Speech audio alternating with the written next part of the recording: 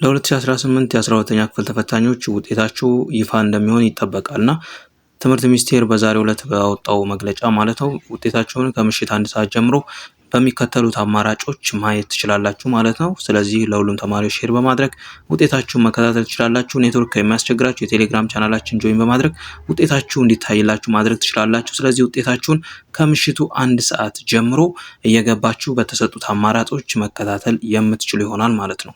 ጊዜ ጀምሮ በዚህ ዓመት ማለት ነው በ2018 ተፈታኞች ከፍተኛውን የማለፊያ ውጤት ያመጡ ተማሪዎች ተገኝተውበታል ማለት ነው። ከዛ ውስጥ እንግዲህ 591 በናቹራል ሳይንስ መጥቷል። እዛው ደግሞ በሴቶች ደግሞ 583 አምጥታለች ማለት። ስለዚህ ከፍተኛ የማለፊያ ውጤት ያመጡ ተማሪዎች ናቸው እና ደግሞ ካለፉት ተማሪዎች ቁጥር አንጻርም በዚህ ዓመት በጣም ከፍተኛ ነው። ባለፈው ዓመት 50,000 ተማሪዎች ማለፋቸው አይዘነጋም ነበረ። በዚህ ዓመት ደግሞ ከ70,000 በላይ ተማሪዎች 70,544 ተማሪዎች የማለፊያ ውጤት አምጥተዋል ማለት ነው። ስለዚህ ይሄ ቁጥር ሊጨምር ይችላል፣ ምክንያቱም የሚስተካከሉ ውጤቶች አሉ።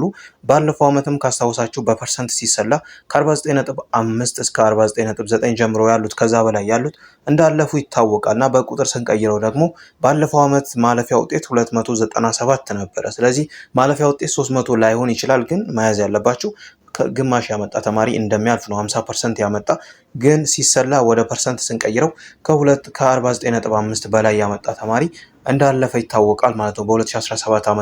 በዚህ ዓመት ደግሞ እንደዛ ከሆነ ማለፊያው 297 የሚሆንበት አማራጭ አለ ማለት ነው። ስለዚህ በማህበራዊ ሳይንስ ከፍተኛው 576 ነው ማለት ነው። ከዚህ ጋር የተያዘው ይሄ ነው ከውጤት ጋር በተያያዘ ማለት ነው። ውጤቱ እንግዲህ የተለያዩ አማራጮችን በመጠቀም ማየት ትችላላችሁ። ትምህርት ሚኒስቴር ያስቀመጣቸው አማራጮች አንደኛ በዌብሳይት ነው። ዌብሳይቱ ያው እንደሚታወቀው በጣም ብዙ ተማሪዎች ቼክ የሚያደርገው ከ500,000 በላይ ተማሪ በተመሳሳይ ሰዓት ቼክ ያደርጋል እና በዛ ምክንያት የመጨናነቅ አጋጣሚ ይኖረዋል። እናንተም በትዕግስት የተለያዩ አማራጮችን እየተጠቀማችሁ ውጤታችሁን ማየት ትችላላችሁ። ደግሞ ማየት ያስቸገራችሁና እንዲታይላችሁ የምትፈልጉ የቴሌግራም ግሩፕ አለን፣ ሊንኩን እናስቀምጥላችኋለን። እዛ ገብታችሁ ውጤቱን የምታይበትን ሬጅስትሬሽን ነምበርና የመጀመሪያ ስማችሁ ማስቀመጥ ነው እና ያለ ማለት ነው።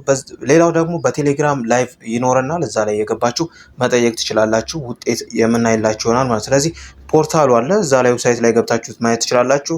ኤስኤምኤስ ይኖራል 6284 ላይ ይኖራል። ያው አስቸጋሪ ቢሆንም ሞር በቦትና በቴሌግራም ቦትና በዌብሳይቱ ብትሞክሩት የተሻለ ይሆናል ማለት ነው። ኤስኤምኤሱ ያን ያህል ይሰራል ብዬ አላስብም። ስለዚህ የ12ኛ ክፍል የምታዩበትን እነዚህ ሁለት አማራጮችን መጠቀም ትችላላችሁ።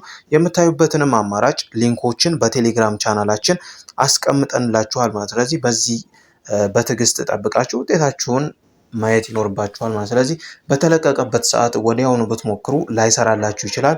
እንደነገርኳችሁ ነው በጣም ብዙ ተማሪዎች የመሞከር ስለሚሞክሩ ያንን ነገር እናንተ ደግሞ በትዕግስት ጠብቃችሁ ማየት ይኖርባችኋል ማለት ነው። ማለፊያውንም እንደነገርኳችሁ ነው ቢያንስ 297 ነው። ያው እንደተለመደው ደግሞ 300 ሊሆን ይችላል ማለት ነው። ያንን ትምህርት ሚኒስቴር ካሻሻለ በኋላ የሚናገር ወይም ደግሞ ይፋ የሚያደርገው ነገር ይሆናል።